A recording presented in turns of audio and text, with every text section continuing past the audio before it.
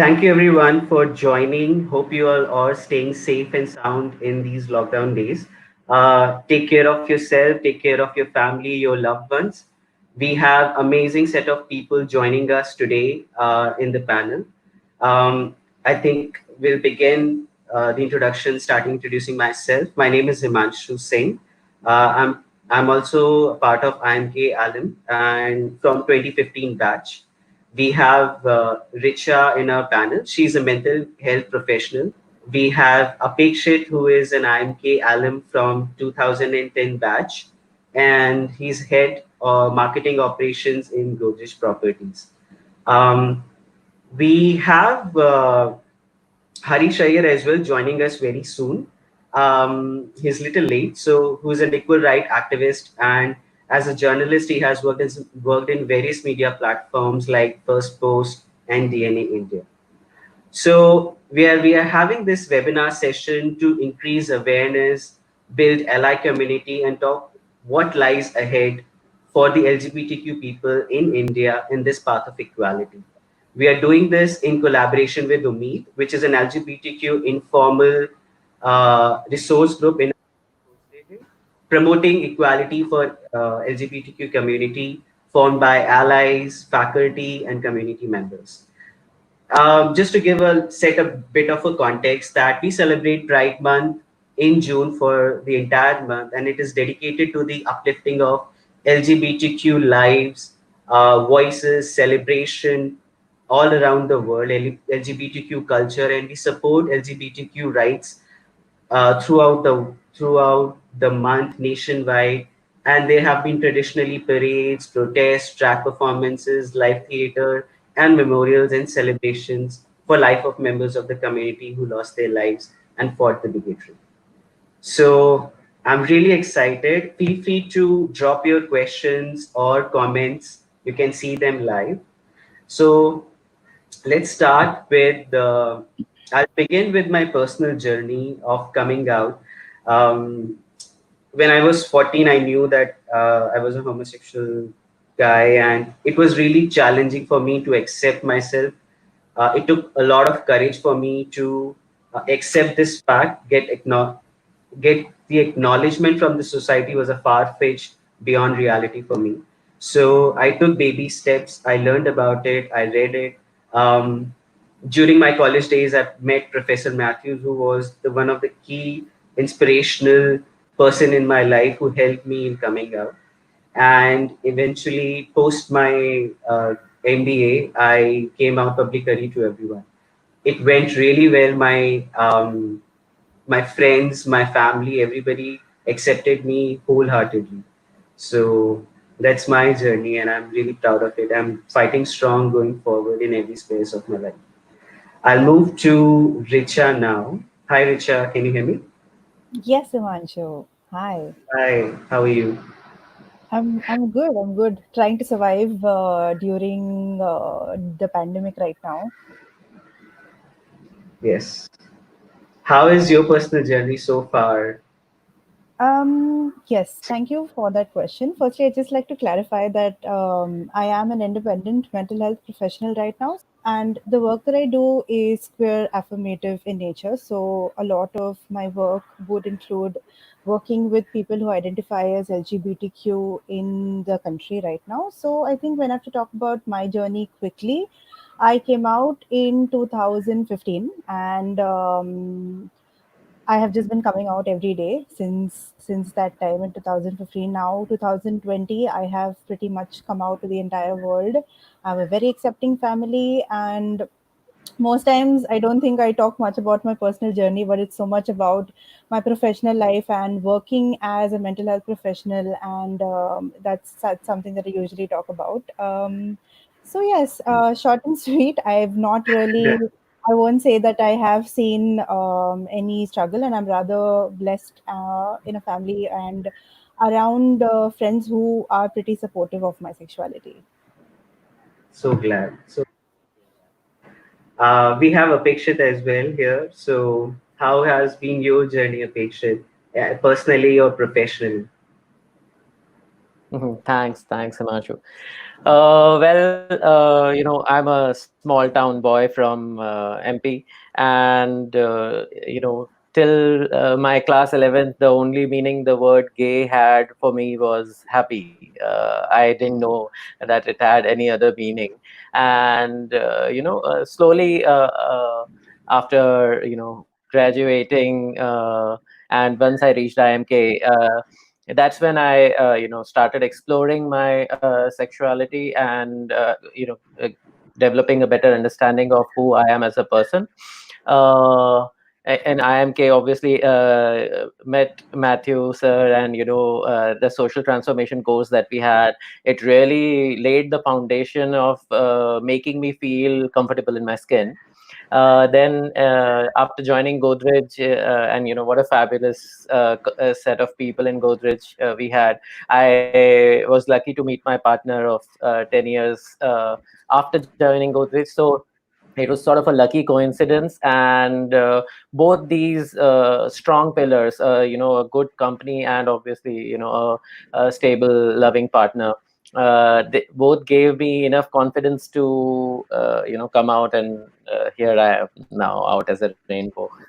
I'll just move on to our next segment of this segment, which is talking about setting context in modern day India. The question was how we have been seeing the progress of LGBTQIA plus equal rights. They have been fighting for the longest, and how far we have come.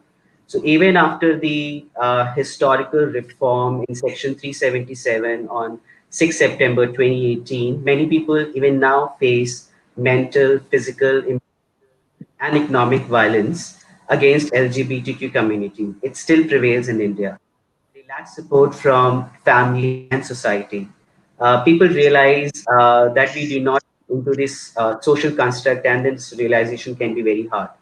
Um, we still don't have rights of partnership or adoption or surrogacy, or in fact, I believe that in Bombay there is Bombay Tenancy Act is not applicable for us as well.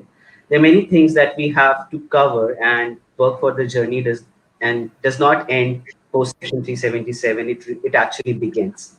So I'll just reach out to Harish. What are your point of view on this one?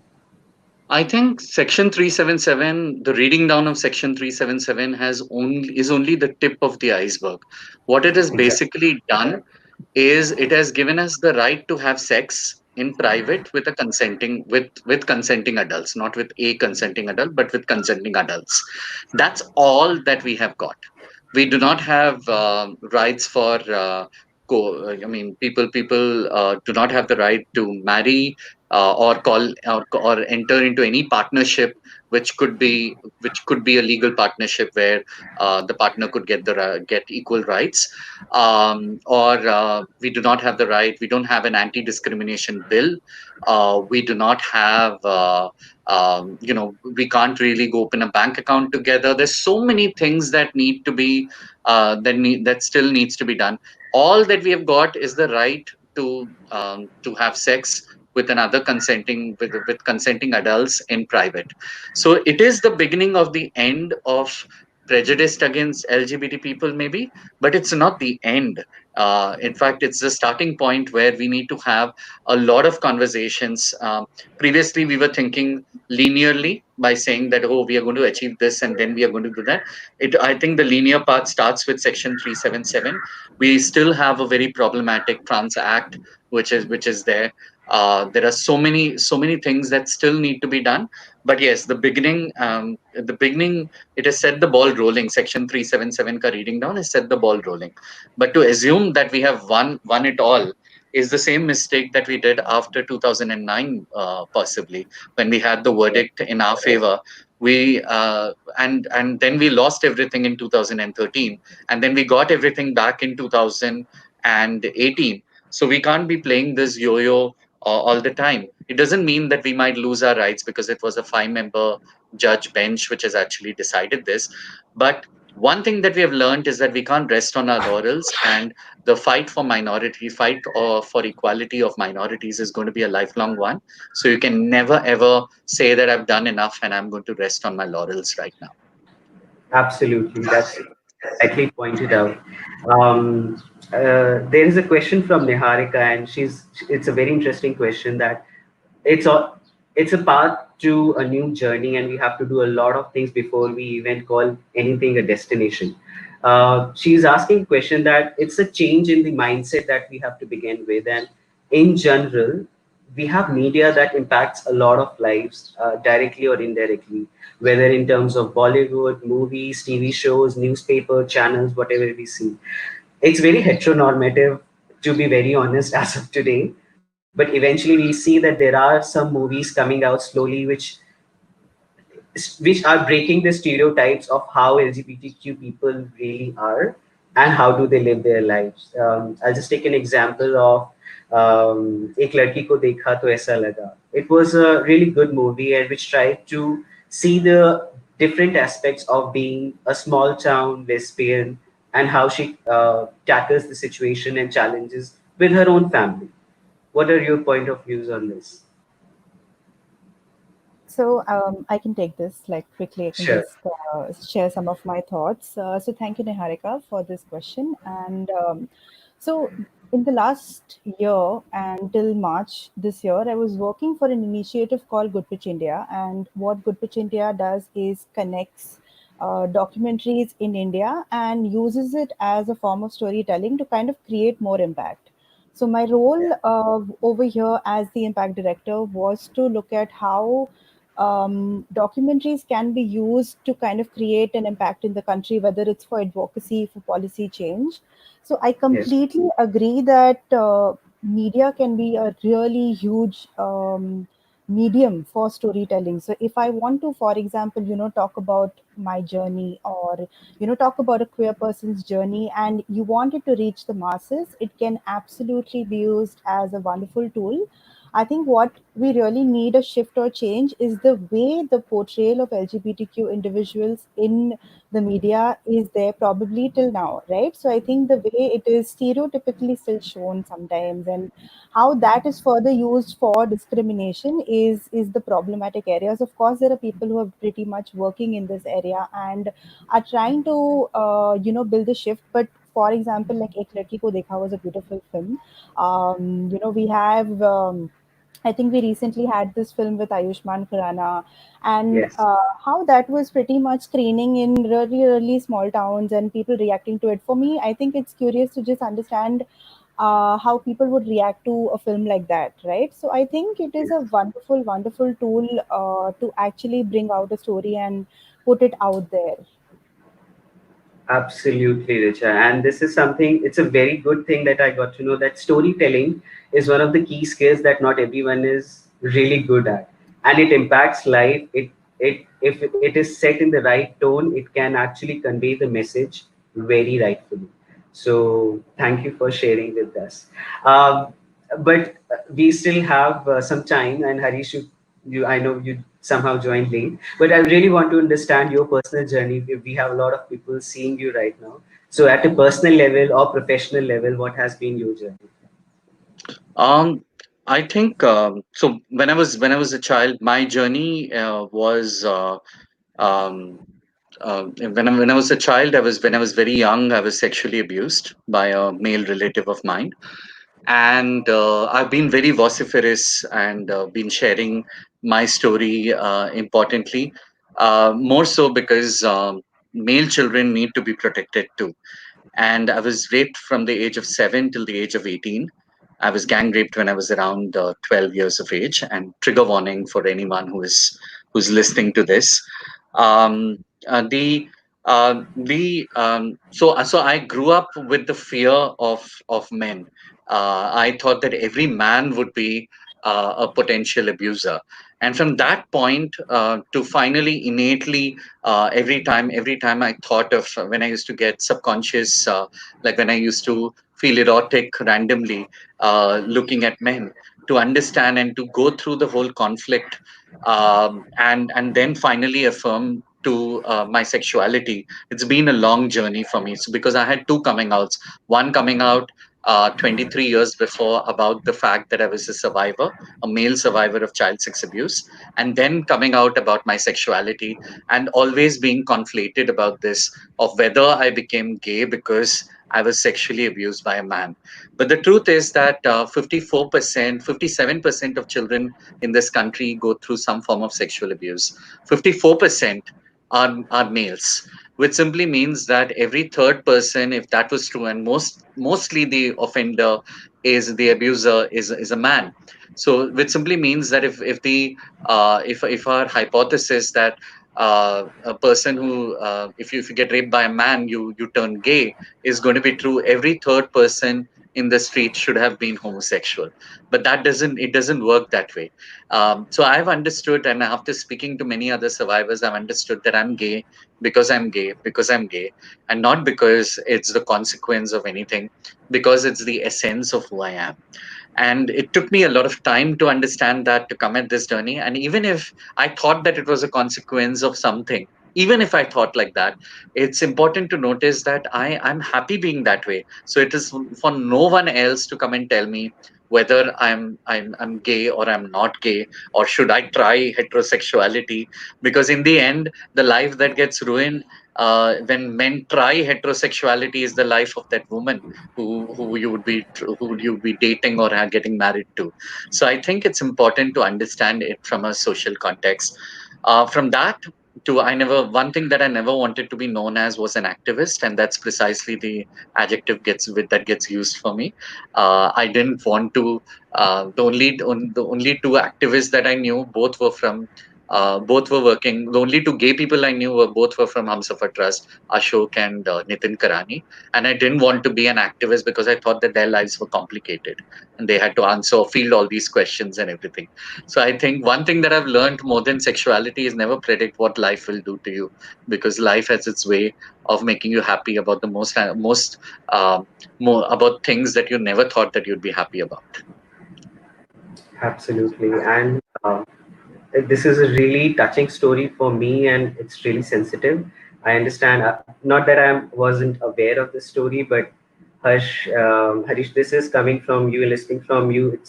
It's a like a background for anyone that sometimes we lack the sense of reading signs. We don't know what a child is going through. So it is very important that we do take care of our children and study what they are going through and take cues what they might be suffering from. Sometimes we take it for granted. So I think this is really important for us.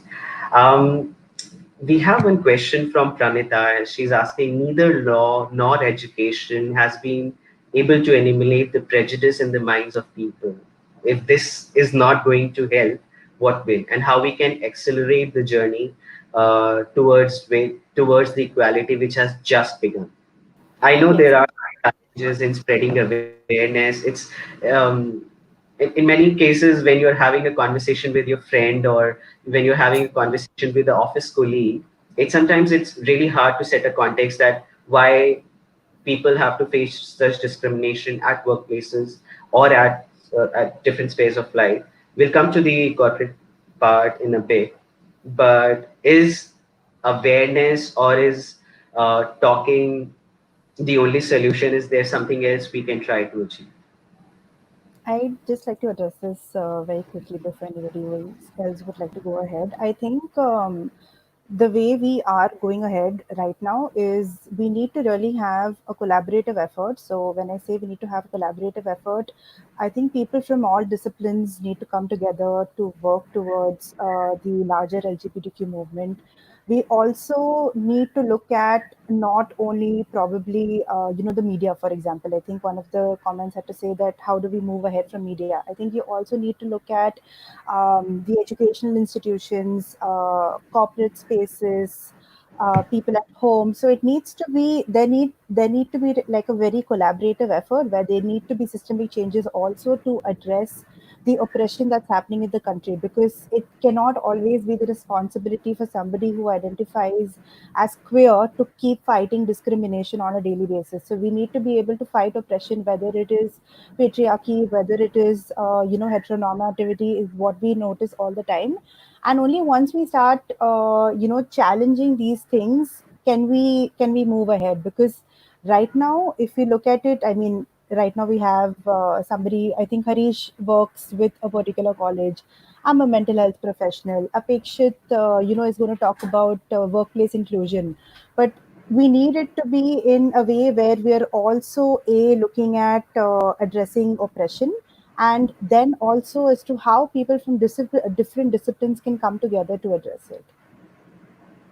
Perfect. Yes, that's absolutely makes sense. And this brings to my next question, which is we are now going into another segment of the mental health challenge and how should we seek help. So, as per my understanding, many LGBTQA people, they face challenges in coming out. They're going enormous amount of stress. Sometimes, and we have seen suicide cases. I think it's way more in LGBTQ people than the heterosexual people.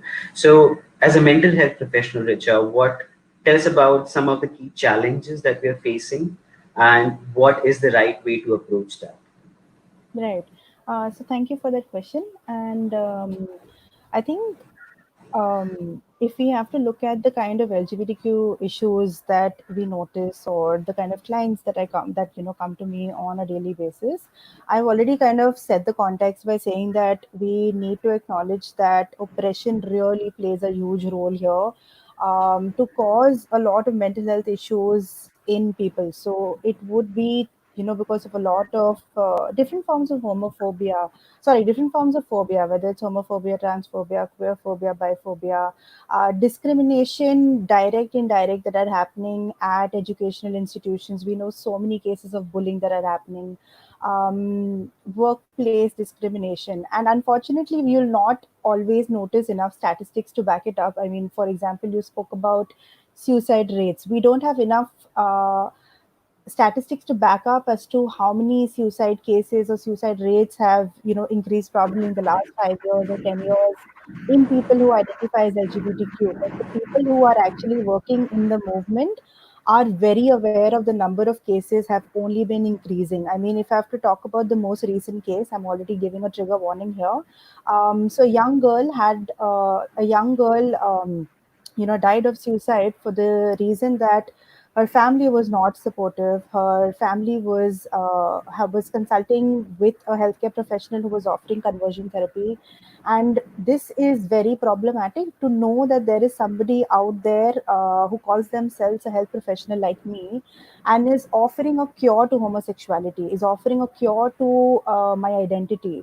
So when we know that this is the state of the country right now in the 21st century, we're in 2020, we feel that things have progressed so much, but they actually haven't. There are cases of people, I mean, we talk about anxiety and depression as the most common things in people who identify as LGBTQ, but when we actually have to understand what do these disorders even mean, and how does it mean for somebody to live with depression or anxiety, then going to a workspace that is absolutely not accepting, and that can be a very, very problematic issue. So then we know that there are people who find it difficult to accept themselves. Trans people will face a lot of dysphoria. We have people who are having issues on a daily basis to come out, because you're constantly judged, you're constantly worried about what people are going to say to you. People end up having a lot of issues, probably with body image, with the way they look at themselves, the way they perceive themselves. So there are a lot of mental health issues. I mean, yeah, the conversation can always go on, but I'll stop at this right now.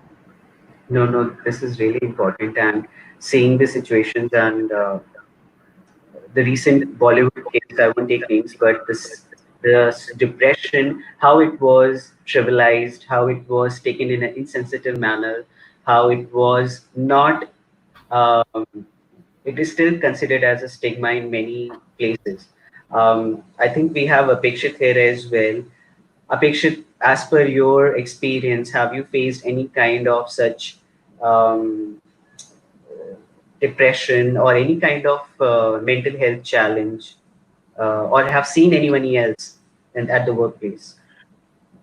Um, so I have not personally, faced any such challenge. I've always, always been lucky to have a very strong support group. Grew up in a good family and found, good friends always who helped me be comfortable with myself.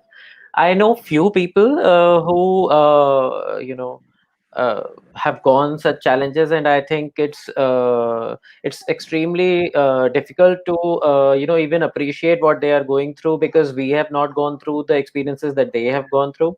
Yes, So it's very easy to judge and very easy to sometimes even pity, but I think the better thing to do would be to just hear them out and just be there for them. I think nothing works better than lending a friendly ear. absolutely correct. I'll just share my like 1 minute on my personal experience. It was very challenging for me to even come out to anyone.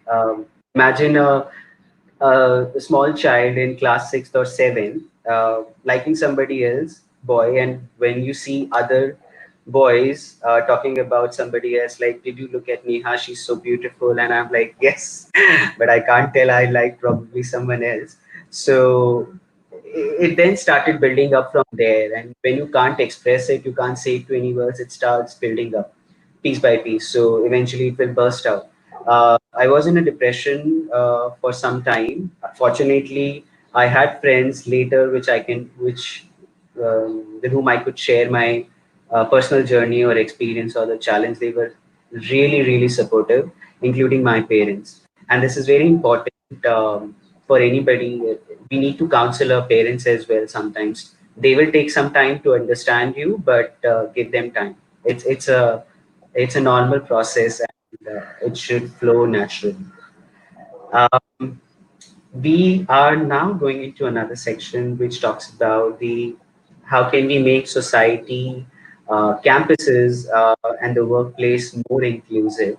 So, in terms of the context, I just want to give you. Omid was established in year 2017 with the idea that we will help the people who are there in the campus who may or may not belong to the community, but they at least feel safe that they have some people to listen to them. So this was really important to establish such uh, informal resource group. And this is really amazing to know that there are a lot of other societies or resource groups available in different campuses across, whether it in MBA colleges or IT colleges. We have Anchor from BITS Pilani, we have Orenda from IT Gandhinagar, Amber from IT Kharagpur, Sathi from IT Bombay. There are many more who are doing a really great job in spreading awareness in the campuses. So this is really good to know. And in terms of having such initiatives to be taken in workplace, giving my experience of Accenture, they are really doing a great job. Accenture, they have something called as LGBT aligned network at workplace. They allow the medical benefits for the partners for LGBTQ employees. They really encourage to use your preferred names at workplace. There is a gender reassignment surgery, and people can claim medical benefits for the same. We have a very huge ally network, and definitely the environment, the workplace is really supportive for the LGBTQ people. I really want to ask Apekshit, who is in Godrej, how has been your experience, given that Godrej is really known to have a good cultural lab which is taking initiative in this area? Sure. So, actually, this question is pretty linked to what I wanted to talk about in, how corporates can make a difference, and, what steps they should take, because that is exactly what Godrej did. And, I draw a lot of content today from my experience there. See, I'll say, why, what are the key two, three needs of employees from any company? First, I think they need safety. They have this need of safety, that, their jobs will be safe. They'll be, not discriminated against. They'll not be ridiculed. They'll have a safe work environment. The second need is of belongingness. That they want to feel that the organization is theirs, and that they have a, set of people working for them. I think Godrej very nicely addressed both these two very key, very basic needs of safety and belongingness for me. Safety, and unless you address safety, you cannot address belongingness. It has to go in that order, because safety is a more basic need. Uh, and how did they make me feel safe? I think the most important, in corporates, the way they work, जो भी top boss बोल देता है, that's what everyone guns for. Unless there is role model behavior from the top, it will be very difficult for people to, people down below to feel the same way. Just like, top bosses set your targets of sales, it is also equally important that they drive culture. And then Yeah. Godrej, Nisa and Adi Godrej and Pirosha, they have always time and again spoken out, and have sent out group mails, have spoken out in so many forums of how important they think to be inclusive to LGBT people is. And I myself came out to my company after one such mail on International Day Against Homophobia, that out of the blue came to my inbox a mail from Nisa Godrej herself, saying that, in Godrej we stand with you, and no person in LGBT needs to be ever be afraid. And I think that's when I took the first step of reaching out to my HR and understanding how they can make things better for me. So they addressed safety very well, and it automatically addressed belongingness, because we don't have any special support group for LGBT people in Godrej, because I don't think we need one. The entire company is a support group. I can speak about me, my life with my partner, anything that is going on in my life, with anyone in the company. So, address safety through role model behavior, through, controlling the narrative and talking about it a lot. I think automatically people will fall in place. In general, people are good, and I think if it is driven from top, it will help everyone. Definitely. It's the cascading effect coming from the leadership. You not just create a small affinity groups, you create the entire workplace as a, supporting environment for everyone. Just sharing my Yeah. experience at in Accenture, your work-life balance, it always merges. So people usually ask questions, what did you do over the weekend? So they have answers ready. Okay, we played with our kids, we me and my wife, we went out for a movie or a dinner. And initially, that is not a problem now, but initially I used to think that what should I answer. So whenever I spend time with my boyfriend, I right now I don't even care that what anyone else is thinking. We just I'm very close to my colleagues and my manager, and it's pretty obvious. I keep telling them, okay, I had a good time with my boyfriend, we went out, I'm planning a vacation with my partner, or whatever. In whatever communication, I never feel hesitated at all. So it's all because of the supporting environment that they have. So this is really good to know. Richa, how has been your experiences at workplaces? Yeah, Uh, so I think it's I would say that you too have had amazing experiences at your workspaces. So I think it's something that you should be really grateful about, because I think most times the kind of so back in 2014 when I started working with people who identify as LGBTQ, I was very comfortable of addressing these issues in a counseling room. So, having one-on-one sessions with my clients.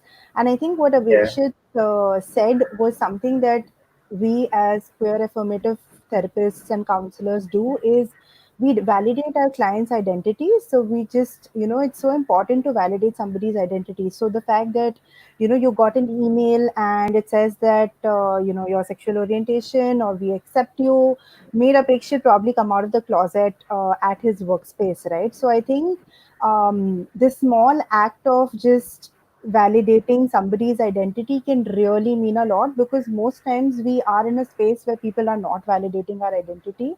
So this one example that you gave, Himanshu, about how you can talk about your partner and you going on vacations together, I think that's the Yeah. most common issue that my clients have usually faced at workspaces, especially because they're not out, is that every conversation is so heteronormative in nature, where people are constantly talking about, I went with my wife to Lonavala for the weekend, like this very simple statement. Or people coming Yes. to work wearing Mangal Sutra and Sindoor is also performing your heterosexuality. People putting out pre-wedding photo shoots because you can get married to the opposite gender is also Yeah. a way to perform your heterosexuality. So when you are in such a heteronormative space, you start invalidating your identity, you start invalidating your experience. You don't feel comfortable to come out of the closet at your workspace, because let's be honest that most workspaces are not inclusive, and you fear that you're going to lose your job because of this. That people are not going to look at the skill sets that you've come with, but people are going to look at your identity and find probably direct or indirect ways of asking you to leave. Now, this might not be true, but this is something that goes on into a person's mind, right? So, from a mental health Yes. aspect, it's something very important to understand.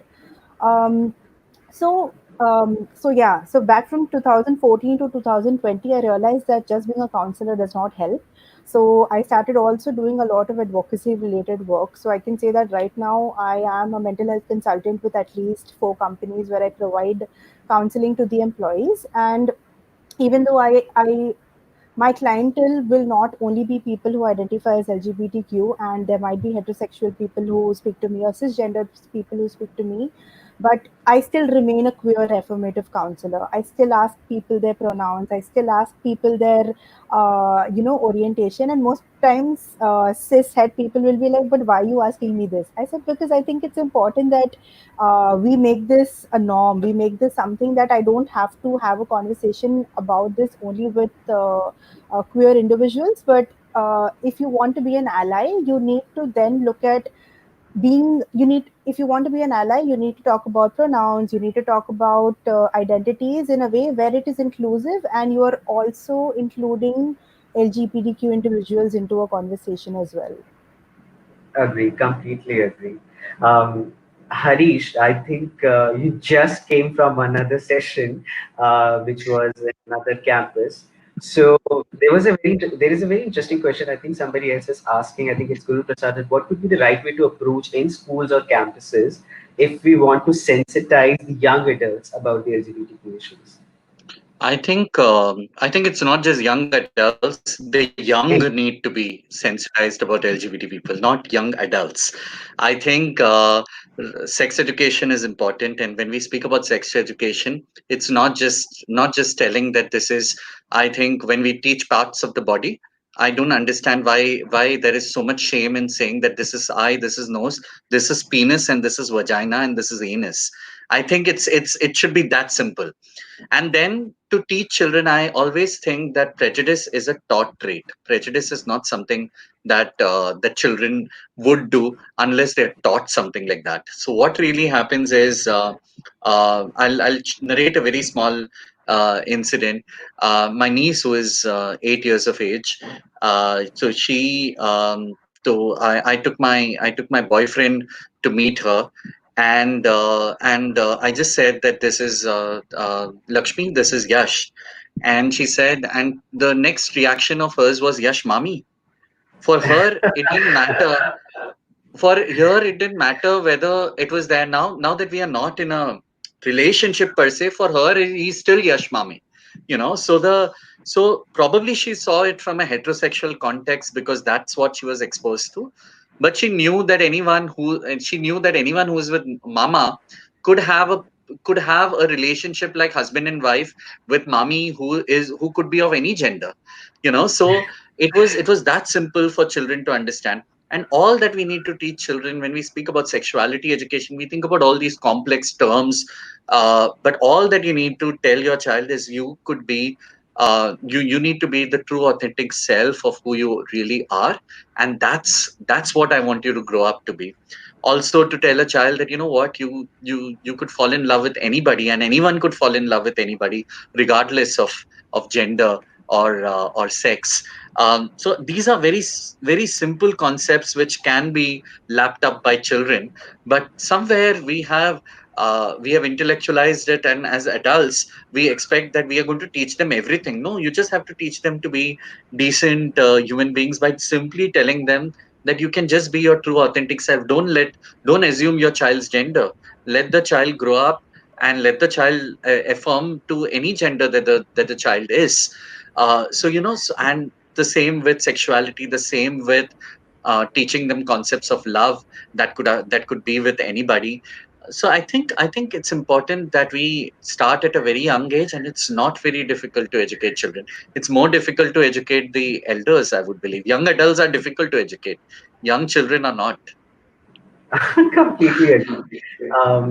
I think it is also closely related to mental health, because I remember the people who are a little feminine, or they have a different way of expressing themselves, they wear different clothes, they're being bullied during their childhood days because the sex education is considered as a stigma. Not many schools or colleges have this at a very early years of child's education, which should be the part of, because a lot of our depressions or the bullying related stuff comes during our childhood days, which can be easily avoided if we can teach children, or actually educate children about this. Uh, okay, all right. So this is really interesting. We're moving to the next section on I just how. want to add one more thing Sure. actually, because we're at the conversation of school and children.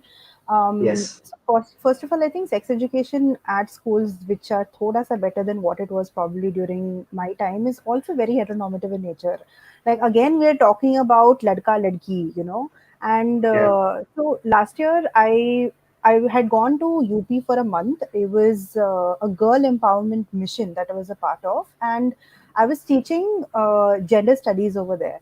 Now, Mm. LGBT was not a part of the curriculum, but me being me, I introduced LGBT, and these were basically the students were 10-year-old girls, 10 to 12-year-old girls, and I just wanted to test the waters first. So I just started talking about कि अच्छा अगर एक लड़की है and उसको एक लड़की पसंद है तो क्या वो चलेगा, is that all right, like I was just trying to understand, and they said कि हाँ उसमें क्या प्रॉब्लम है. And then they started, there were these 2 3 girls who started giving stories like कि हमारे मोहल्ले में एक लड़की है, उसकी एक गर्लफ्रेंड है, वो दोनों एक दूसरे के बारे में बहुत possessive है. And that's when I realized that it's actually a very easy conversation to have with children. And this is where, and that's when I constantly keep saying that learning is so much easier than unlearning, right?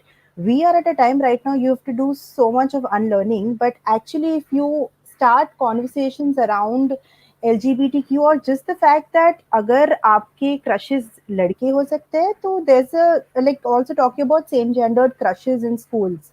And it's so much better to do that than to go through bullying, go through discrimination, then dealing with internalized homophobia, because that's something that is also very common in the kind of clients that I see, where when I say internalized homophobia, it would mean that I am not okay with my identity and I'm constantly feeling disgust and guilty.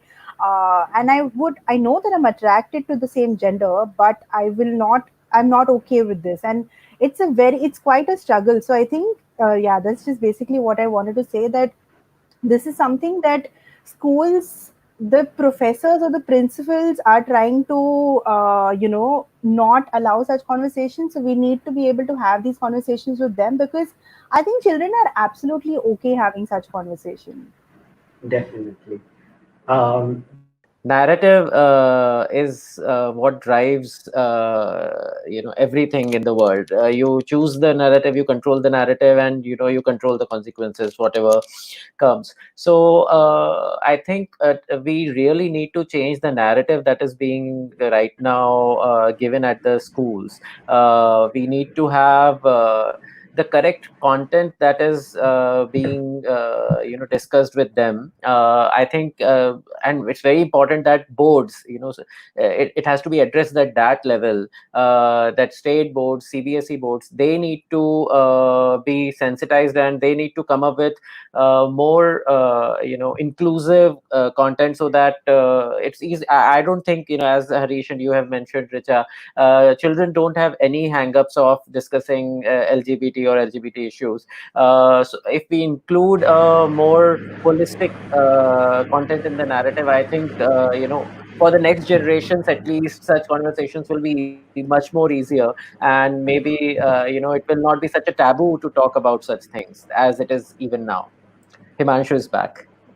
Mhm. Yes, I'm back. Himanshu, can you hear us? Can you hear me? Yes. Yeah. Perfect. So we have 10 minutes left, and I think I would like to open the platform for questions. Okay. Again, I think we have lost Himanshu. I Maybe think, we can take questions. where were you on September 6th? When, I mean, how did you feel? How did you react? That's the question. Richa, Apekshit, or should I go? Okay, I'll go. I think I was in a television studio, and I had like almost like seven seven mics on me, all kinds of things. So I had to switch from English to Hindi to Tamil, and Tamil I speak atrocious Tamil, and Marathi, which I can't speak at all. And I was like, and I didn't possibly have time to react because I was just constantly saying, "हाँ बहुत अच्छा हुआ, बहुत अच्छा लगा. Oh, it's been wonderful. I'm feeling wonderful. हाँ हाँ ரொம்ப நல்லா இருந்தது, ரொம்ப நல்லா இருந்தது." So I was just muttering like one sentence from one channel to the other.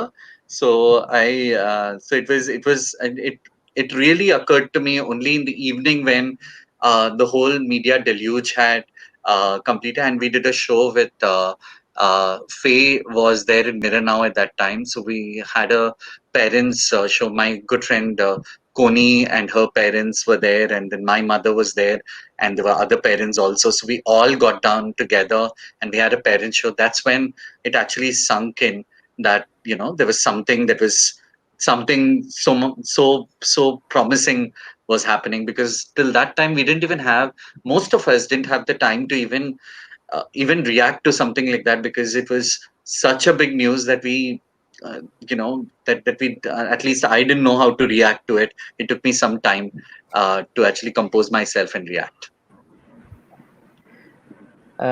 For me, I think both MJ, my partner, and I, we were in our offices, and as soon as the result came, that was the first thing we did. We had a chat, and we were very happy, both of us.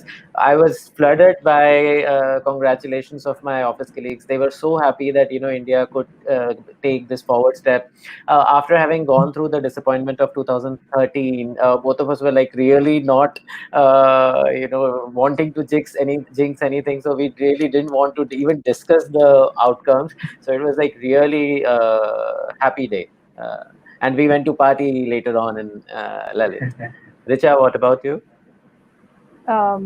So I was actually at the Humsafar Trust at that point of time, and the moment it was announced, we were all of my colleagues, my close friends, my family of choice, we were all flooded in the office over there, and we were all just shocked. Like I think it took an entire day to even process what happened. Like in that moment, I think a lot of people were handling media, like Harish mentioned, and so many things are happening at the same time. But I think that night when I went back to sleep is when I was like, wow, this actually happened. Like, okay, I'm just going to take a moment and just acknowledge that this is happening. And yeah, like I think shock, surprise, those are the different emotions that I went through, and I gave myself enough time to just acknowledge that wow, we've actually reached here today, and now we can actually move forward, and we can think of so many things as to how do we move forward from here. So yeah, that was how it was. Now that I think about it, I think it was very funny. It was just a very funny day. Oh yes, I'm back. Actually, there was some network issue. So those who are not aware of the September 6th significance of September 6, 2018, that was the moment when Section 377 was amended, and the sexual act between two consulting adults of same sex was decriminalized. I remember the moment I was in the office and I was following the news. I was reading the Twitter because it gives me the live updates. I was reading Bar and Bench, and I was literally crying when the announcement came, and there were people around me who were asking what actually happened. So yes, this was really interesting and really a groundbreaking moment. After that, I went outside. I think I went to Juhu or someplace else to meet other folks who were also celebrating. So that was really good. Perfect. So, Uh, uh, and go, yes, Apekshit, go ahead. No, I just had found this question from Mr. Ramakrishnan that I thought I would want to answer. It Sure. talks about so Mr. Ramakrishnan has asked how can we improve inclusion, while they have made progress in gender diversity in their company, how can they improve other than having just affinity groups? That's what I wanted to address in my earlier session also, that it's very important to first address the base level need, which is the need of safety. Because of the sort of either glamour or the easy tick mark associated with it, these support groups are the most obvious choice many a times. But unless you in corporates, you make the address those safety needs of making the person feel completely secure in his job, that it will not be taken away, and that he will not face any discrimination. And to do that, I think very two three key simple steps are required. First, as I was mentioning, role model behavior. You please influence your top management to talk about these things in a lot of forums. I think that will be the first encouraging step. Second, please have formal sensitization sessions with all your employees. It's very easy, digitally available sessions that have that educate people on their unconscious bias, where they unconsciously might end up offending or hurting others, and include these important policy changes of like Himanshu was talking about, giving a homosexual person equal rights as any other employee will have. I think these two three simple steps are more important than doing a tick mark of I have a support group in my company, and whoever wants, or I have a blog where anybody can express. I think expression and friendship is the later requirement. Safety is the first. So first address that. I think the next will automatically follow.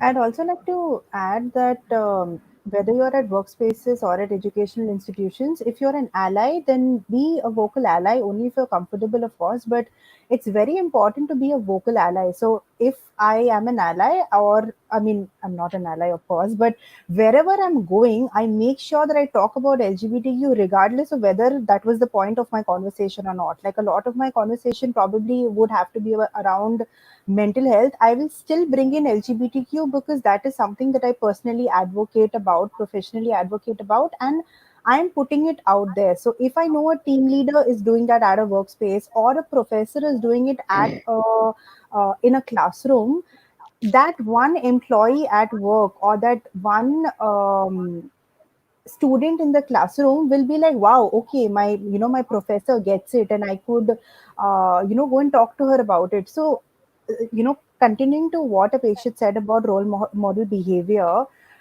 if you want to be an ally, just vocally start talking about it. Talk about it on social media. Talk about it in conversations.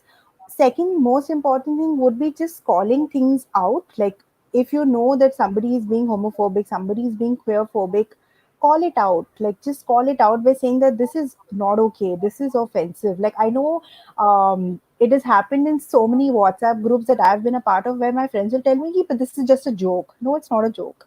If you're talking about somebody's identity, that's not a joke. And I will call it out, and it's tiring. I'm not saying it's not tiring, it's very tiring to do that.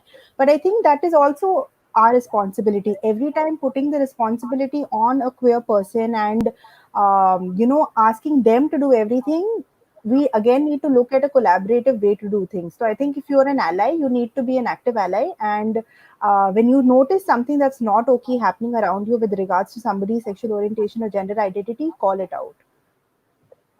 This is a very important point, and really,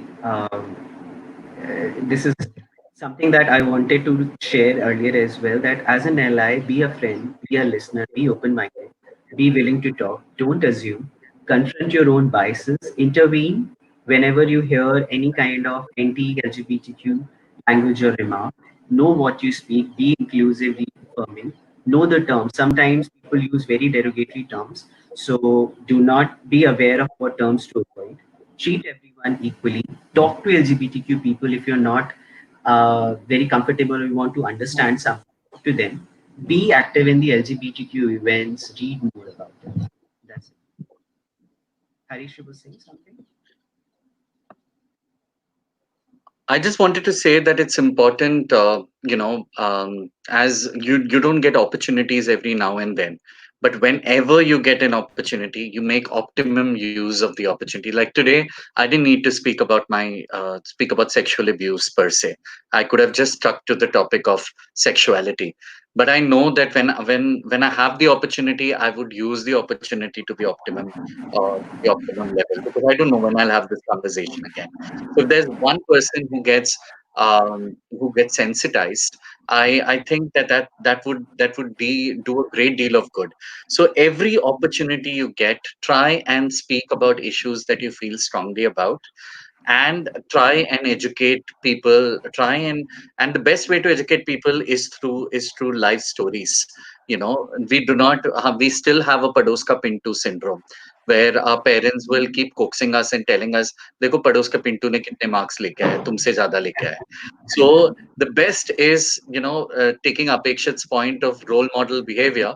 I think the best role model are these stories that you would get, and use narratives to strengthen your point, and to say that, you know what, there are not these are not fables that we are building. These are real lives of real people who are discussing these things so openly. And it's important to use these examples and to build a narrative that's more positive, that's more holistic, and to also understand that we can build a safer world by it's only stories, and only stories that help in building a more safe world. Absolutely. Thank you so much, Harish. We are at the end of our webinar, so I would like to thank each one of you for taking your time out on Saturday and joining us and sharing your personal journeys and insights that would definitely help us in building our strong ally network. Thank you so much, everyone. Thank you. It was lovely being a Thank part of you. this discussion. Thank you, everyone. Bye. Talk to you soon.